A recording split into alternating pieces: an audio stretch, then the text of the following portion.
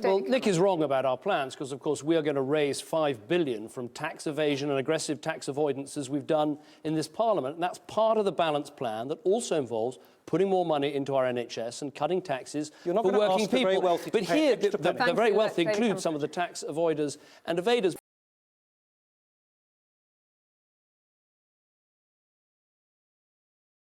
That's all I have. I have no shares, no offshore trusts, no offshore funds, nothing like that. And so that, I think, is a very clear description.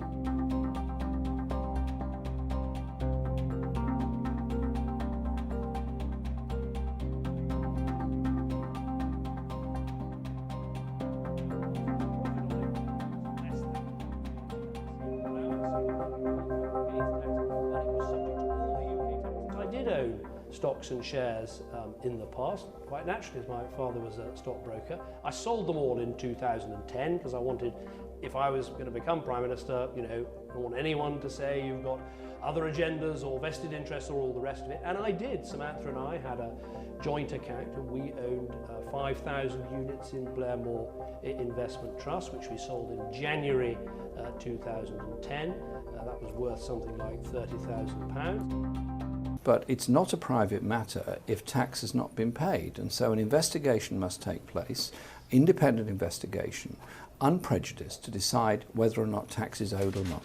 I think the Prime Minister, in his own interest, ought to tell us exactly what's been going on. Well, it's not been a great week.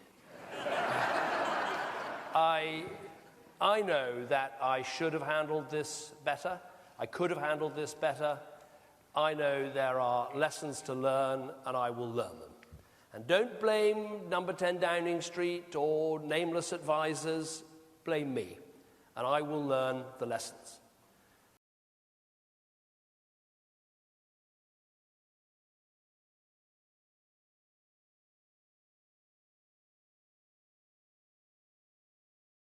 I held nothing back. I was absolutely clear about my belief that Britain is stronger, safer and better off inside the European Union. And I made clear the referendum was about this and this alone, not the future of any single politician, including myself. But the British people have made a very clear decision to take a different path. And as such, I think the country requires fresh leadership to take it in this direction. I will do everything I can as Prime Minister to steady the ship over the coming weeks and months. But I do not think it would be right for me to try to be the captain that steers our country to its next destination. This is not a decision I've taken lightly, but I do believe it's in the national interest to have a period of stability and then the new leadership required. There is no need for a precise timetable today, but in my view, we should aim to have a new Prime Minister in place by the start of the Conservative Party conference in October. The campaign that we ran was one of criticism of the European Union, yes. I argued to remain in it in order to reform it. We're now going to be leaving the European Union. We have some very important issues to face, particularly on export markets for Britain and also of the way in which working conditions are treated in this country. Feel, Mr. Corbyn, that you're in touch with the members of your party who voted to leave the EU? Our party came to a conclusion at last year's conference of the view it would take on the referendum by a huge majority. The vast majority of unions in this country that are affiliated to the Labour Party came to that same conclusion. We campaigned across the whole country, pointing out that there are inadequacies of the European Union, but that overall we should remain in order to try and reform it and protect those conditions. That decision has been changed now because of the decision of the referendum. We now have to pursue the agenda of protecting jobs and conditions and also working out an economic future for this country, because our economy has become very dependent on trade with the European Union. There's no guarantee we're going to be in the single market. The EU has failed us all, and whilst this referendum is about the UK's membership, it's worth remembering that Eurosceptic opinion is growing right across the continent. And why? Because the EU is making a mess of virtually everything.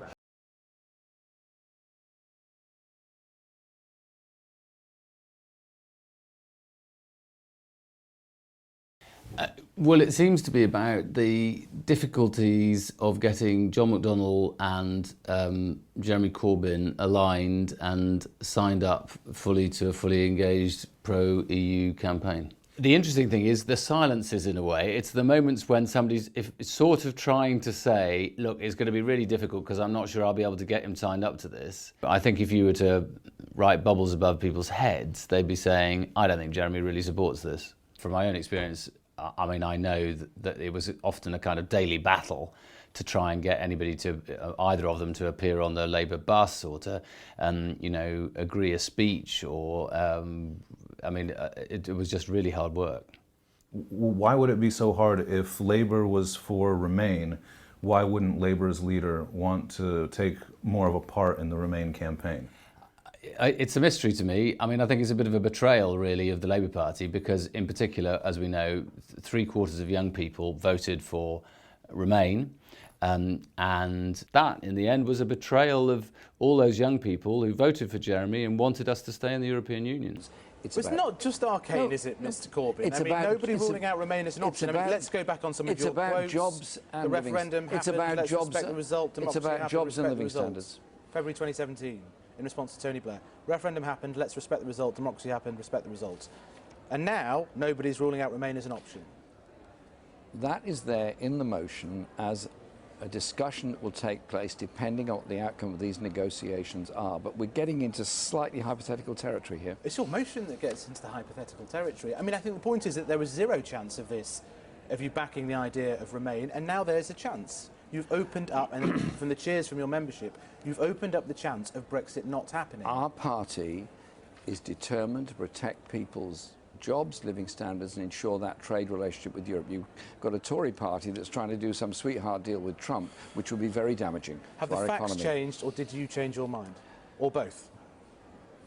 Our party has put forward a position which will be agreed at conference, and we will take that forward and we will vote accordingly in Parliament. And I hope if the government cannot deliver on our 6 tests, they should frankly get out of the way and have a general election.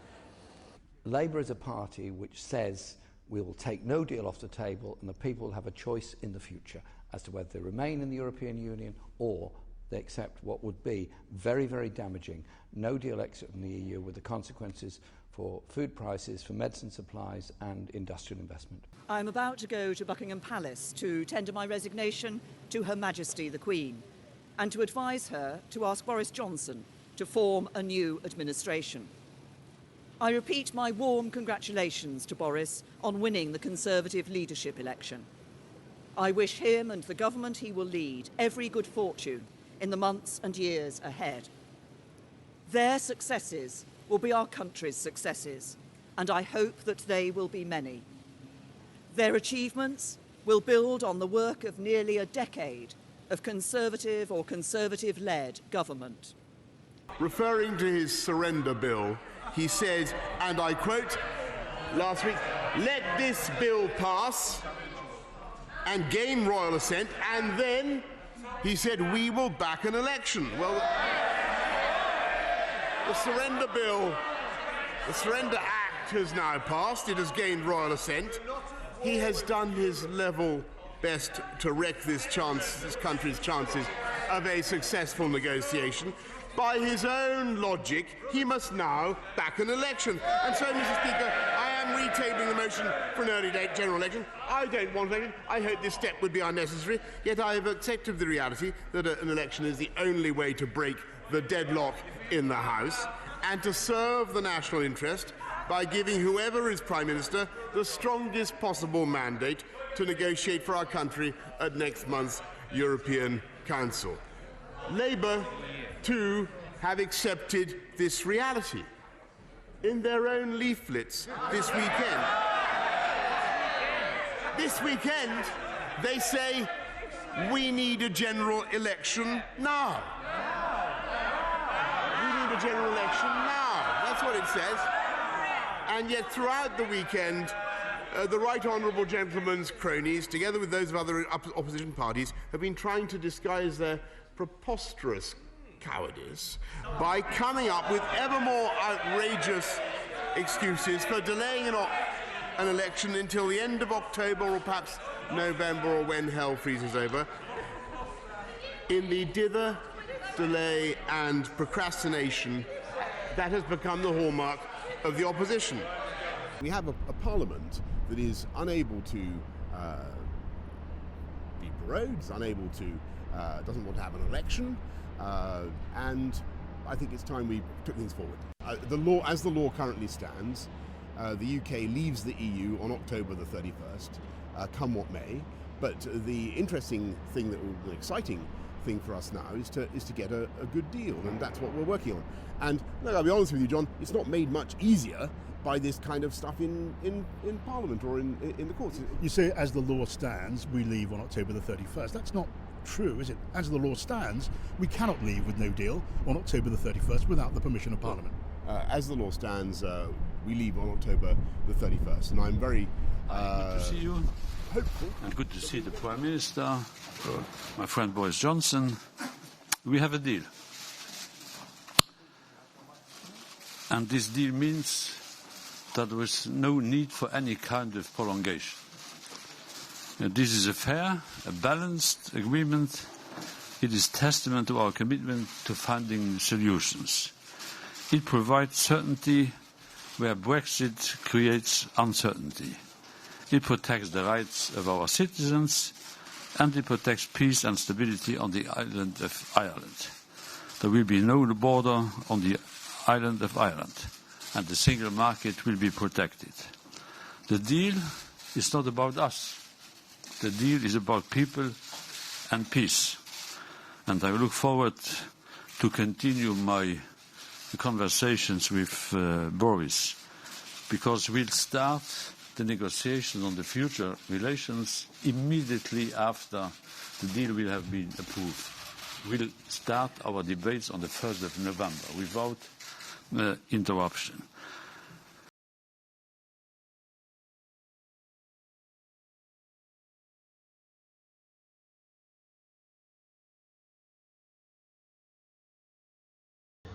Then came the most crucial moment of the day. Would MPs effectively vote to delay their meaningful vote and force the Prime Minister to extend the Brexit deadline?